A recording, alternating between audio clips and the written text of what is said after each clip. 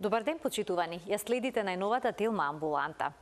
Дали псоријазата е само кожно заболување или проблемот е подлабок? Меѓу народот постои убедување дека болеста е заразна, но дали е тоа точно? Кои фактори ја разгоруваат псоријазата и какво е влијанието на стресот, инфекциите, сончевата светлина, но и секојдневните навики? За начинот на поставување диагноза, современите третмани, како што е биолошката терапија, но и за тоа што може пациентот сам да направи за подобра контрола на болеста. Разговараме со професор доктор Андре Петров, дерматовенеролог. Разговорот следува веднаш по рекламите, а како и вообичаено, оставаме простор за ваши прашања во програма.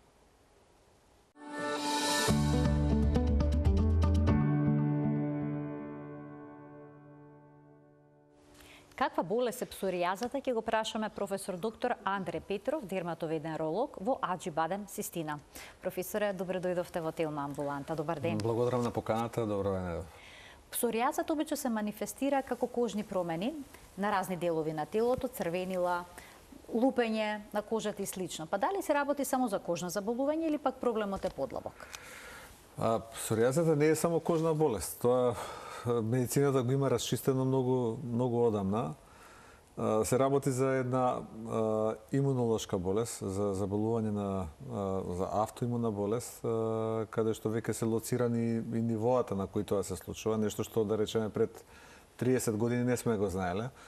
Пред 30 години вообичаено кога ќе дојдеше пациент на доктор, докторите дерматолози му велеа немај гаѓе, псоријаза не е опасна болест, не е ништо страшно. И денес тој концепт е сосема сменет и напуштен. Се знае дека псоријазата може да зафати и други системи и други органи, дека значително влијае на квалитетот на живот и дека треба да се третира и дека не е точна таа теза која ние некогаш сме ја учеле, а со текот на времето и како млади доктори сме ја зборувале дека пациентите кои имаат псоријаза се здрави луѓе. Денес се знае дека таа има асоцирани коморбидитети, други болести кои ја придружуваат и дека треба да се третира. За среќа и медицината отиде многу напред, па има и многу нови можности кои порано не сме ги имали. Така, значи се работи за автоимуно заболување, така? Да. Имунолошкиот систем се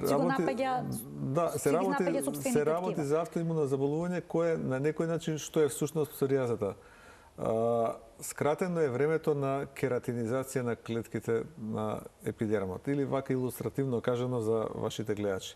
Секоја клетка на нашето тело невидливо опаѓа, се изфрлува од организмот за 28 дена. Ние имаме сега случај каде што кај псоријаза тоа е скратено на некои 3 дена, 3 до 4 дена, што е многу брзо, тоа значи со многу голема брзина одат спрема површината на кожата и заради тоа се гледаат тие бели лушпи на површината. Зошто тоа се случува? Затоа што има одредени нарушувања и денес се тие точно лоцирани, значи не интерлеукин 17, вклучително на Т-хелперите, на Т-клеточниот имунитет. Значи на ниво на веќе доста се разработени тие имунолошки механизми и тие се база на која се одредуваат и одредени терапии.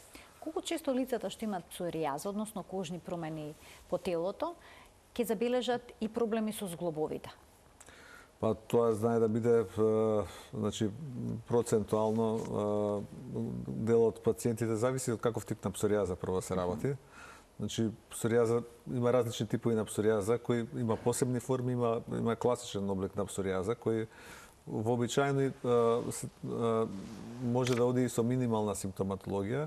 Меѓутоа, дел од пациентите завршуваат и со зглобна симптоматологија, со така наречениот псоријатичен артрит. И тие често пати не знаат дека имаат псоријатичен артрит, бидејќи никој не им кажал. Меѓутоа, кога ќе појдат на дерматолог и кога ќе се спои таа слика на псоријаза и на зглобни симптоми, тогаш вообичаено се алармира дека можеби се работи и за псоријатичен артрит и дека треба да се отиде и на ревматолог, да се видат тие зглобни промени, да се направи проценка и потоа тоа заеднички да се на некој начин како една системска болест третира, на тој начин да се постигне подобар успех во терапијата. Има кај псоријазата најважна работа е што значено се смета и докажано дека го нарушува квалитетот на живот на пациентот. Дури има цели скали градирања кои се базирани на тие проценки. Низа на прашалници како тоа се одредува. Покрај зглобовите и псоријатичниот артритис може ли некои други органи да настрадат поради псоријазата? Вообичаено не. Вообичаено се зглобовите се системскиот таргет на псоријазата. Има одредени случаи, меѓутоа тоа не е нешто што треба да загрижува, бидејќи тоа се екстремни реткости кои се случуваат, меѓутоа псоријазата знае да биде асоцирана со коморбидитети, да речеме да биде асоцирана со дијабет. Аха. Значи, често пати е асоцирана со обезитас, со прекумерна телесна тежина. И кога ќе ги споите сите тие фактори, тие на некој начин ја агравираат, ја отежнуваат и самата псоријаза. Има, да речеме, одредени типови на псоријаза, кои се знае дека се многу почести кај луѓе кои имаат повишено ниво на холестерол, кои имаат зголемена телесна тежина и така натаму. Дали псоријазата е генетско заболување, односно доколку родителите имаат псоријаза, постои ли ризик нивните деца да страдаат? Па има ризик. Тој ризик не е занемарлив. Некаде отприлика ако едниот родител има псоријаза, шансите некаде се 25% да има и детето, ако се двајцата родители, шансите се некаде 45%, значи скоро се дуплираат. Така да тоа е неправилно тоа генетско наследување, значи нема правило, не можете да поставите правило дека ако родителот има псоријаза и детето ќе има псоријаза, но сепак една поголема оптеретеност да во тие фамилии кај што едниот или исклучително двата родители имаат псоријаза и детето има псоријаза или и децата имаат псоријаза се многу почести во споредба со останатата популација. Поголема веројатност, односно можноста. Да, поголема е можноста, но не значи дека задолжително ќе дека сигурно ќе имаат. Да. А постои ли доказ дека псоријазата е поврзана со цревниот микробиом, односно со ние бактерии и вируси кои што живеат во нашите црева? Па има интересни студии, знаете, кај што има кај што се препорачува, да речеме, употреба на одредени пробиотици, пример. И имаш скоро присуствував на едно предавање професорот од Манчестер, еден од најстакнатите луѓе кои се бават со истражување на оваа болест, каде што се смета дека може да помогне употребата на пробиотици. Меѓутоа, често пати ме прашуваат и за одредена храна, да речеме сега, кога тука го не може да се каже, да речеме, за разлика од некои други болести, како што има една болест херпетиформен дерматит, која е автоимуна болест, кај што се знае дека глутенот е тоа што ја предизвикува, или целијакијата. Во овој случај не можеме да кажеме дека, не знам, безглутенската диета може да доведе до значајно подобрување на болеста. Таква некоја пробуваат пациентите?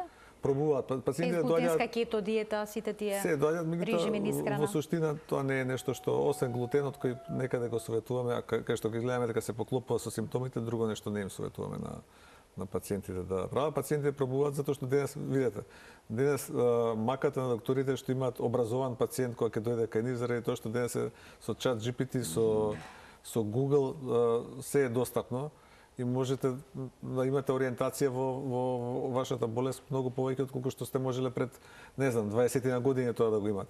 Така да пациентите сами пробуваат, меѓутоа во суштина тоа често пати го зборува, медицината функционира врз база на протоколи.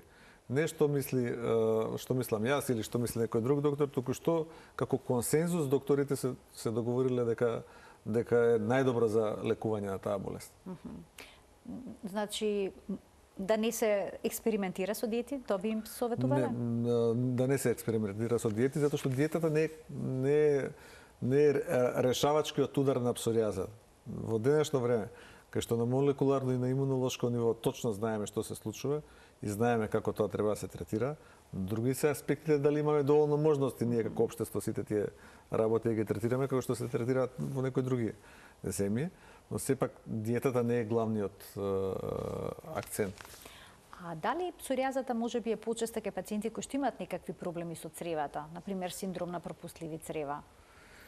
Се жалат пациентите често пати дека имаат одредени проблеми, во суштина псоријаза може да се јави кај секој човек. И тоа е нешто што не е поврзано со, да кажем, со одредени гастроинтестинални нарушувања.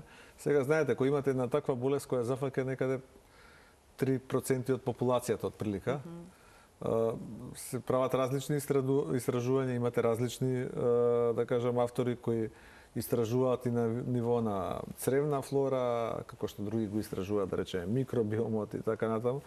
Но генерално псоријазата е автоимуна болест која треба да се третира на начин што ќе се блокира тој имунолошки механизам, значи да се блокира таа имунолошка реакција која се случува. Тоа е каузалниот начин на третман, меѓутоа има и симптоматска терапија нормално која треба да им ги олесни на пациентите симптомите.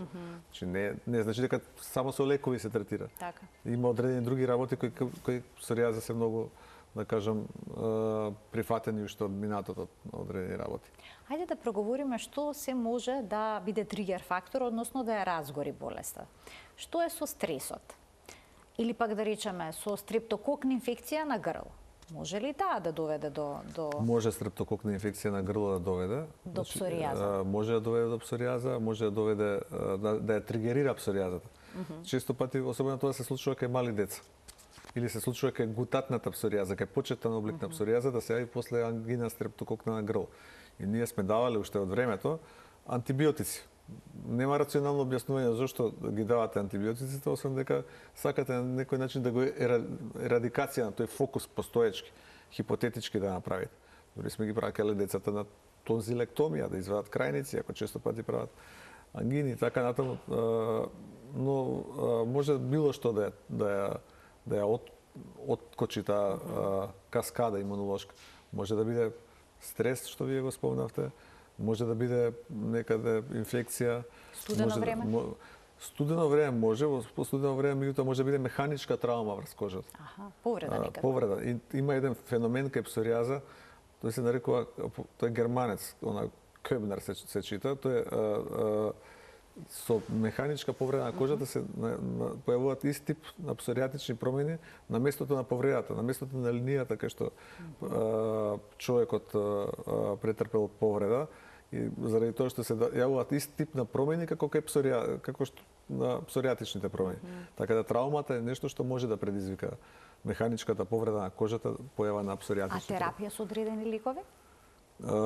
Може да индицираат одредени лекови, има медикаментозен екзантем кој личи на псоријаза, тоа е возможно, значи тоа е опишано. Јас сега имав скоро пациент со еритродермична псоријаза кој беше лекуван од онколошка болест со употреба на биолошка терапија. Значи, сакам да ви кажам, патем речено, биолошка терапија се користи и и во лекување на псоријазата, е најдобрата терапија. Но има медикаментозни реакции кои може да се јават при одредени лекови кои се користат или одредени, да речеме, антиканцер терапија, често пати доведуваат и до еритродермичен, значи до една тешка форма на псоријаза, но она што е важно за пациентите и за нашите гледачи дека антиканцер терапијата, значи не смее да прекине. Тоа колку и да личи драматично на пациентите, па дури на докторите онколози, и тие понекогаш знаат тоа да се исклучат, таа се менаџира, се лекува успешно со ретиноиди, се лекува со еден стар лек, ама добар лек, и може паралелно да се прима и онколошкиот третман. Ова е една информација што верувам дека е корисна и за гледачите и за лекарите. Споменавте дека деца може да имаат псоријаза. Што значи тоа, на која возраст се јавува, на било која? На било која возраст. Јас сум видел и на деца сум видел на 3, на 4 години, на 2 години.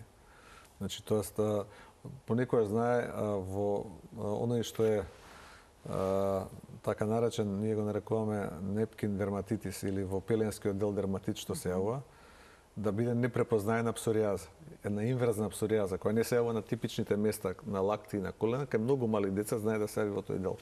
Во пеленскиот дел, и ако видите дека имате еден дерматит кој е толку тежок за терапија, испробуваат се докторите, даваат кортизон, даваат антимикотици локално, мачкаат, дезинфекција, антибиотици, гледате дека тоа не само што не се повлекува, туку и се интензивира, тогаш треба да помислите дека може да се работи за една инвразна псоријаза која може така да почнува од детска возраст. Кои се вообичаените места на телото на кои што може да се забележи псоријаза? Вообичаени места, типични локализации се лактите, Добра. колената и скалпот, и капелициумот и главата, косматиот дел.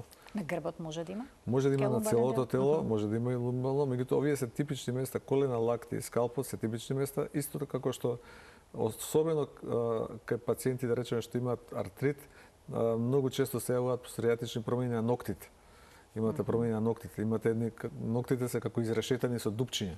Има промени кои се јавуваат. Така и тоа е нешто што често пати е нешто што е еден од првите знаци по кои може да регистрирате дека пациентот има псоријаза. А што може да влие на текот на болеста, односно како таа ќе се интензивира? Може ли животниот стил да биде пресуден, да речеме дебелината, вишок од килограми, пушењето, алкохолот, начинот на исхрана? Ние често да речеме и со колеги па и регионално кога се срекаваме, бидејќи видите помеѓу докторите имате луѓе со исти животни навики како што има и во популацијата. Так. И сега кога некој ќе предава дека пушењето е штетно за пустулозната псоријаза, како што е штетно да речеме за хидраденитот, за една друга болест, што е докажано, дел од колегите тоа го пробуваат да го релативизираат, меѓутоа тоа не е така. Значи точно е дека пушењето е штетно за одредени форми на псоријаза, докажано е дека штетно делува да речеме на пустулозната форма на псоријаза која се јавува најчесто на рацете и на дланките и на табаните. И исто така докажано е дека прекомерната телесна тежина исто така нешто што може да штети, да ја агравира, да ја отежнува болеста. Тоа се работи кои пациентот треба да ги избегнува. Како точно изгледаат промените на кожата кои што се поврзани со псоријаза? Дали при дијагностицирањето може понекогаш да се помеша со екзем? Може. Или со некоја габична инфекција? Може многу често. Типичната форма нема да ја сгрешите. Дури да речеме и млад доктор, па и студент што видел класичен пациент со псоријаза ќе го познае, тоа се оние сребрени лушпи што се јавуваат на сребрени сквами, ние ги нарекуваме лушпи народски, кажуваме на рацете, на колената, на лактите, па некојаш и во главата, и кои се нешто што многу е типично. И таа слика кога ќе видите никогаш нема да ја заборавите. Меѓутоа има посебни форми на псоријаза, како тоа што вие спомнавте еритродермично, кај што е целата кожа црвена. Французите го викаат синдром на црвен човек, лом руж. Значи имате форми на псоријаза кои се да речеме локализирани само на ноктите. Или имате артропатска псоријаза, ова што ја кажеме, или артритис псоријатика, или форма на псоријаза која да речеме се јавува во инверзен дел, значи не на типичните локализации, тоа е тешко за препознавање и таа може да биде доведена во конфузија со некоја друга кожна болест. Може да личи на некоја инфекција, може да личи на екзема, може да личи на многу болести може да личи. Најчесто диференцијална дијагностичка тешкотија е екцем, значи народски кажувам мајасил, и ние во тие случаи обично земаме мала биопсија од кожата. Тоа се некои 3-4 мм парче од кожата кои се земаат за анализа и тогаш се дијагнозата поставува врз база на хистопатолошкиот извештај. Зошто? Заради тоа што псоријазата има многу типична хистолошка слика. Многу типична. Таа сликата на псоријаза хистолошки. Значи на микроскоп кој ја гледа патологот кој го гледа, ако види одредени промени кои се типични за псоријаза, тоа е 100% псоријаза. А постојат ли некои лабораториски анализи преку крвта кои што може да потврдат? Преку крв не може да дијагностицирате псоријаза, значи мора хистопатолошка анализа да направите. Има одредени други тип на помошни, да кажам, во денешно време некои доктори ја користат дермоскопија, значи метода ние која користиме најчесто за кожните тумори. За бемките. За бемки, за карциноми на кожа, меланоми и така натаму. Кај псоријаза, кој искусен човек што гледал дермоскопија многу, може да ги види тие како точкасти крварења, тие бидејќи кај псоријаза се издолжени тие дермални пречки натре папилите од дермот влегуваат во епидермалните пречки, одат високо во кожата, таму се крвните садови и кога ќе видите како точки на површината како крварење се гледаат и тоа можете со апарат да го видите. Ама тоа сепак не е конклузивна метода која одлучува. Метода која одлучува таму кај што клиниката не е јасна е биопсија, хистопатологија на кожа. Што може се направи за да се смири црвенилото и да се намалат оние лушпи што се јавуваат на кожата како резултат на псоријазата? Па може... Што советувате, што би бил првиот чекор? Најважно прво е да се направи проценка на псоријазата. Значи за проценка на псоријазата има неколку индекси. Најважен е, значи ние го користиме многу одамна така наречениот PASI скор, кај што се гледа колку е од повеќе параметри се гледа колкава е тежината на болеста. И има еден параметар кој ја проценува и влијанието на псоријазата врз квалитетот на животот. И кога веќе таа слика имате, тогаш можете да се одлучите за терапија. Кај минималните форми може да одите само со локална терапија, со противвоспалителна терапија. Вообичаено се даваат мешавина на кортикостероиди и салицилна киселина, кои имаат за цел да го смират тоа површно воспаление и да ја излуштат таа лушпа од површината на кожата. И она што исто така е стар добар лек, кој за многу работи, кога сум бил кај вас и во студиото сум кажал дека не чини, ама за псоријазата е многу добар, тој лек се нарекува сонце. Изложување на сончева светлина. Тоа е изложувањето на сончева. Кај сите пациенти помага? Не кај сите, меѓутоа генерално сонцето е лек за псоријаза. И сега им советувате да се сончаат? Да, ама внимателно. Значи со постепено изложување на сонце, значи не да изгорат наеднаш. Тоа ништо не сме направиле ако изгориме наеднаш. Прво 1 минута, па 2 минути, па 3 минути. Зборувам кога се изложени на оние вештачки извори на лампи кои се користат ултравиолетови А и ултравиолетови Б, фототерапија. А на сонце кога да тоа не биде во кога е најтопло. И повторно им советувам да користат заштитен фактор за сонце, но не им советувам 50, за да ги блокираме сите зраци. Помал заштитен фактор за сонце, за да може да постепено се адаптира кожата и со тек на време да го тоа тргнат, а времето на експозиција постепено да го зголемуваат. И пациентите сами ќе ви кажат, доктора, ја ставам се што не ја бива. Отидов на море или на езеро, наеднаш проблемот ми се реши преку изложувањето на сонце. И тоа е точно.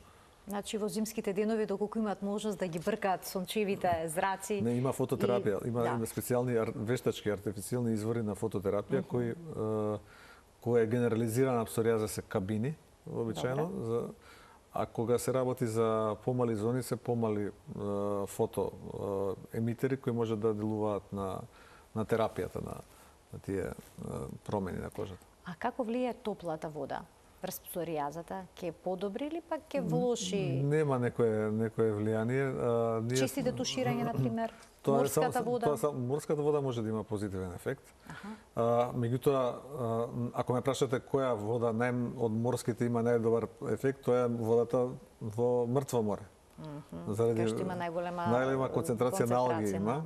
И таа вода е толку тврда, не знам ако некој од гледачите некојаш имал можност да биде во Израел или во Јордан, ќе види дека таа вода е доста не може да потонат. Не може дури таму има на плажите ставено забрането фрлање во вода, затоа што можете да си дупнете глава, толку е тврда водата за да влезете и морате постепено да влегувате. Таа вода е докажано дека е лековите, има и одредени бањи кои ние имавме порано една бања, не знам каква е состојбата одамна, на времето бања Кежовица беше позната дека се лекува пациенти со псоријаза. Во Србија има Пролом бања, која е исто така блиску, каде што се смета дека има добар ефект на псоријаза, значи бањското лекување може да има ефект и ние сме имале студии за таа влијание на сонцето и на таа, не знам, бањска или некаде таласотерапија која може да доведе до подобрување на псоријаза.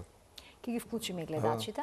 Од овој момент почитувани емисијата е контактна. Професор доктор Андре Петров, дерматовенеролог во Аџибадем Систина е гостин во студиото на Телма. Тој ќе ги даде сите појаснувања на темата на која што говориме. Во кој случај локална терапија или се тоа што го предложивте ќе советувате ке пациент, а кога ќе вклучите системска? Споменавте на почеток дека правите детална проценка и за квалитетот на животот. Па, видите, ако е аси поголемо или еднакво на 10, тогаш реално пациентот е кандидат дури за биолошка терапија. Сега, за да појаснам на гледачи, тоа е терапија која кај нас е минимално достапна во државата, зашто се работи за екстремно скапи лекови, за биолошки лекови, кои се достапни за други болести, да речеме за малигни болести, за одредени други имунолошки болести, се повеќе и повеќе ќе стануваат достапни и во дерматологија, бидејќи тоа е светски тренд. А псоријазата е клучната болест во дерматологија кај што се употребуваат, особено таму кај што е тоа искомбинирано со псоријатичен артрит. А ретиноидите ги спомнавте? Тоа е стар, добар лек од кој се уште не се откажуваме, многу помалку достапен е, бидејќи сите овие фирми кои ги произведуваат, знаете како во ерата на биолошки лекови, ретиноидот е ефтин лек во споредба со биолошките лекови. И заради тоа голем дел од нив одат на таа биолошка терапија. Нормално, таа има и своји предности. Меѓутоа ретиноидот е сосема добар лек. Ние овие што ги користиме и кај псоријаза, како што е ацитретинот, неотигазонот, или кај акните што го користиме изотретинот, роакутан, тоа се голд стандард кај тие болести во дерматологијата. И да ги немате, значи да го лишите пациентот од едно многу мокно оружје. Се разбира и други лекови даваме. Даваме, да речеме, метотрексат, кој исто така се смета дека е златен стандард во дерматологија и некои други лекови. Тоа се имуносупресиви? Тоа се метотрексатот е имуносупресор, а ретинидите не се имуносупресори, они се деривати на витамин А.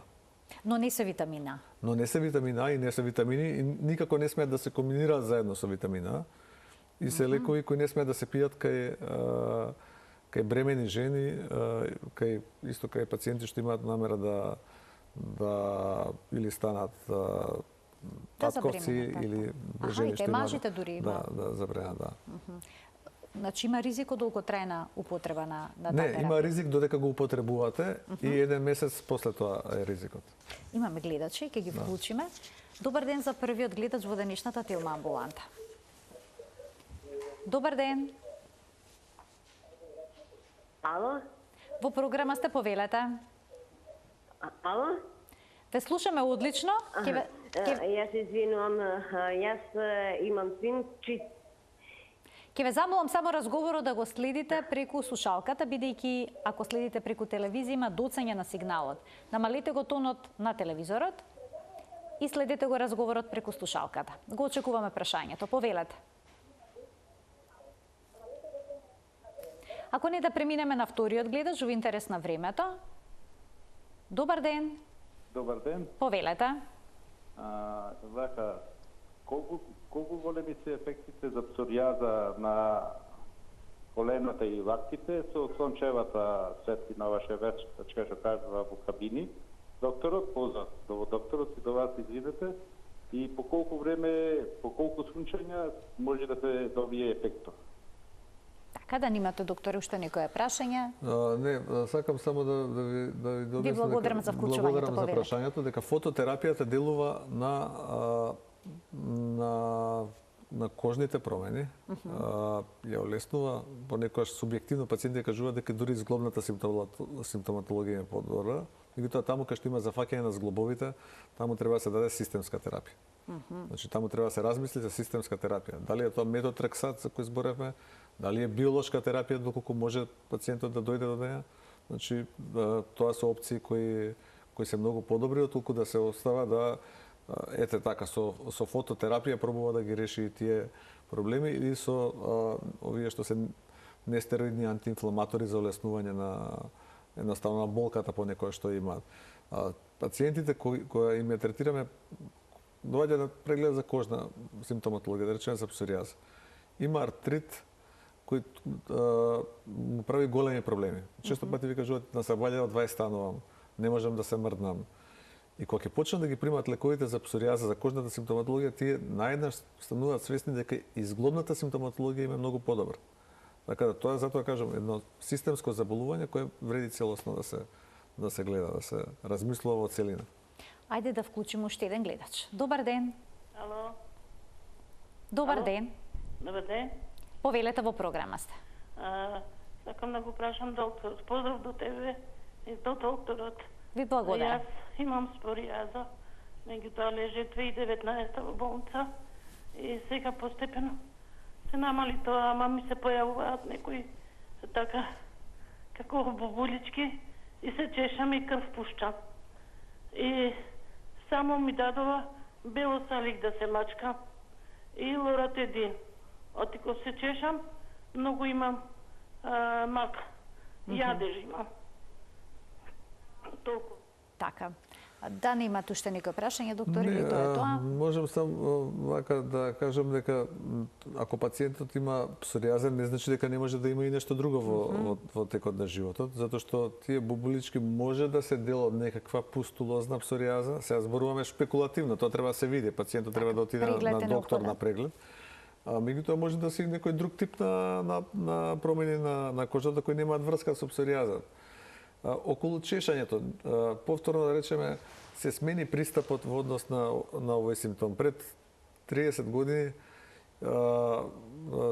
се мислеше дека псоријазата е болест која воопшто не чеша. И тоа ни беше еден диагностички критериум, да речеме, помеѓу псоријаза и екцем. Денес знаеме дека псоријазата знае да чеше и дека тоа не е исклучено. Така да најдобар одговор на прашањето на гледачката е да се проба да се види со преглед за што се работи, дали е тоа навистина некаква друга форма на псоријаза, не она на која таа е навикната, затоа што псоријазата може и да се трансформира, да оди од една во друга форма, тоа не е исклучено, не е нешто што е невозможно, или па се работи за сосема некоја друга банална работа која може едноставно да се реши, која може да се реши, не знам, со локални противвоспалителни лекови, со некои други лекови, антибиотик, не знам, нешто што може да се даде, антихистамини, како е некоја алергиска или екцемна реакција, треба да се види за што се работи. Дали имам уште еден гледач? Добар ден. Добар ден. Во програма сте, повелете. Вака, сакам да го прашам докторот, имам проблем со себореичен дерматитис. И само ми даваат некои креми на преглед кога одам, да речеме поскапи се, каде.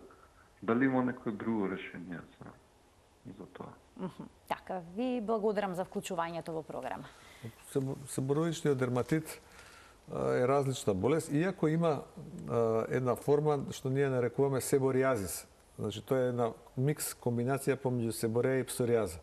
Обично псоријазата која ќе се јави во себороичните делови на телото, кога не може да се преклопуваат тие две форми, тогаш нарекуваме дека пациентот има една себоријаза. Инаку за себороичниот дерматит има лекови кои не се скапи, не знам сега што е тоа користено кај пациентот, може зависи на кој дел на телото е, може да се користат локални кортикостероиди кои не се нешто скапо, може да се користат локални антимикотици кои имаат емпириски добар ефект, може да се користат одредени шампони, може да се користат одредени кремови. Добро е да се користи Б-комплекс, тој го намалува лачењето на лојните жлезди на некој начин. Ако е многу изразено, може да се користат антибиотици од тетрациклинска група, они се лек на избор. Зошто? Заради тоа што во најголема концентрација се излачуваат во лојните жлезди, а тие се епицентарот на воспалителниот процес кај себороичниот дерматитис, вака кратко кажа. Дали имам уште еден гледач? Добар ден. Нема. Добро, продолжуваме понатаму. Постои ли ризик од долготрајната употреба на биолошка терапија кај пациентите со псоријаза? Постои ризик од долготрајна, ама знае дека бенефитот од терапијата со биолошки лекови па е многу голем. Се разбира, имаат одредени популации кои може да ги исклучите, затоа се прават, не знам, тестови на туберкулоза пред почетокот на терапијата, се гледа состојбата каква е на бубрезите, на црниот дроб, за да се едноставно пациентот да може да бидеме сигурен дека не можеме да му наштетиме со таа работа. Одредени вирусни инфекции, значи туберкулозата, вирусните инфекции, тоа е контраиндикација да се даде лекот, но во суштина се работи за лекови кои е докажано дека се супериорни во однос на сите други лекови и дека постигнуваат практично пациентот да биде без симптоматологија. Може пациентот да очекува целосно излегување или само отсуство на симптоми? Отсуството на симптоми во долг период, значи каде што пациентот нема ништо на кожата е целта која треба да се постигне и таа може да се одржува во многу долг период, што е многу значајно за пациентот. За да видите, имате некој човек со сериозна изразена псоријаза кој прво има самиот дискомфорт во животот, не може да оди, не знам, ќе оди на плажа, ќе оди на базен, го гледаат. Луѓето не разбираат, не знаат дали тоа е заразно. Многу дека тоа е заразно. Тоа не е заразна болест, на никој ништо не може да му пренесе. Меѓутоа, некои луѓе се срамат да излезат без причина. Јас секогаш велам на моите пациенти, баталете го тоа, излезете надвор во кратки панталони, во кратка мајца, одете на плажа, тоа ќе ви помогне да вашата болест се редуцира. Некојаш и да исчезне скроз на некој период. Значи, тоа се стари, добри лекови кои се влезени во медицинските протоколи. Не е нешто што јас сметам или некој друг смета, тоа е влезено во медицински протокол. Се знае дека тоа делува. Така да, меѓутоа, сепак им прави одредени проблеми на пациентите. Поради стигмата што е присутна. Поради, да, и затоа треба да се третира. А и да се работи на свесноста на населението за да нема такви реакции и да нема страв кога ќе види некој човек со псоријаза, да речеме, што влегува во вода, па се плашат потоа да не се заразат. Особено тоа и кога се работи, да речеме, за деца во училиште и така натаму, кај што се работи за една болест која е тотално безопасна по другите луѓе, која кај што и детето е здраво, значи генерално има псоријаза, може да има одредени проблеми, меѓутоа не може нормално да се функционира, нормално да се игра, нормално да следи настава, се може да функционира и да биде многу добар, да биде уште подобар и подобар од оние кои немаат псоријаза. Така. Што може да направат оние што имаат псоријаза самите во домашни услови во однос на промената на животните навики за да се подобрат состојбата? Потребна ли е некаква нега секојдневна на кожата?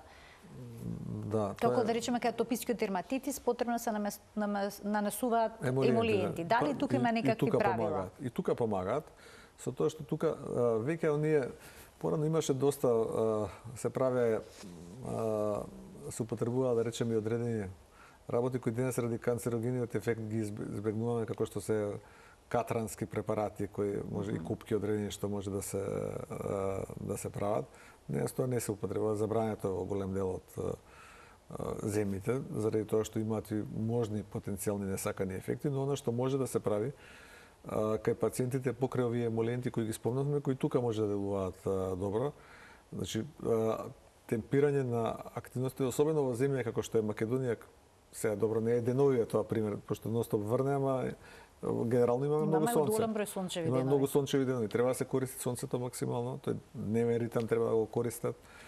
Треба да се трудат да избегнуваат стрес, бидејќи стресот знае да биде фактор. Онолку колку што може, сега не може идеално, меѓутоа не може да се стресираат претерано. Кожата се мачка, кога ќе се јави симптоматологија да се третира, едноставно да не се дозволува да се запусти на некој начин работата. Има специјални препарати кои содржат, да речеме, одредени ексфолиативни супстанции, како што е, не знам, ги користиме кај атопите, ги користиме кај, не знам, псоријаза, суреја, во поголема концентрација, која може да делува кератолитично, да ги лупи овие лушпи одредени препарати. Има доста работи кои може да се користат во облик на медицинска козметика, дури ако ме прашуваат. Дали регулирањето на телесната тежина може да ги намали симптомите? Генерално, кај одредени типови на псоријаза тоа може да има ефект, меѓутоа регулирањето на телесната тежина секако е нешто што го советуваме. Често пати исто така регулирањето на нивото на шекерот е нешто што го советуваме кај пациентите. Шекерот во крвта? Да, во крвта. Шекерот во крвта се смета да исто така дека може да има одредена асоциација или коморбидитет пациенти со диабетес и пациенти со псоријаза, бидејќи имунолошкиот систем е засегнат и во едното и во другото. А што е со некои што се во депресија или пак имаат некаква форма на анксиозност, ете тоа изумив да ве прашам, дали тука се зголемува ризикот од зајакнување, од разгорување на симптомите? Влијаат сите тие психолошки, да кажам, стресови, сето она што пациентот проаѓа влијае на болеста, така да советуваме да се помогне и на некој начин и со психолошко советување на пациентот, да се целиот аспект на пациентот да се разгледа. Сето тоа е нешто што може да му помогне на пациентот полесно да се справи со болеста.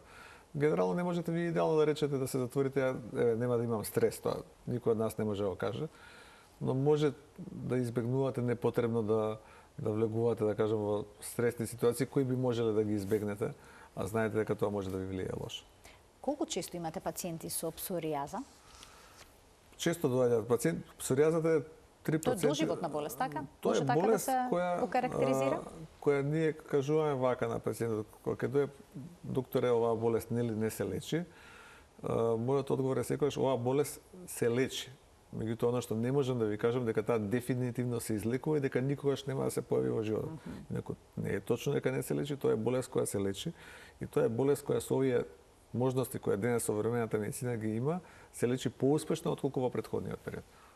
Професоре, ви благодарам многу за вашето гостување денеска во Телма амбуланта и за сите појаснувања што ги дадовте околу оваа болест која што е повеќе од кожна болест. Ви благодарам и на поканата. Се работи за една сериозна болест која во дерматологијата се смета за една од да кажем најшироко распространетите болести која заслужува посебен третман и заслужува и ваков тип на објаснување.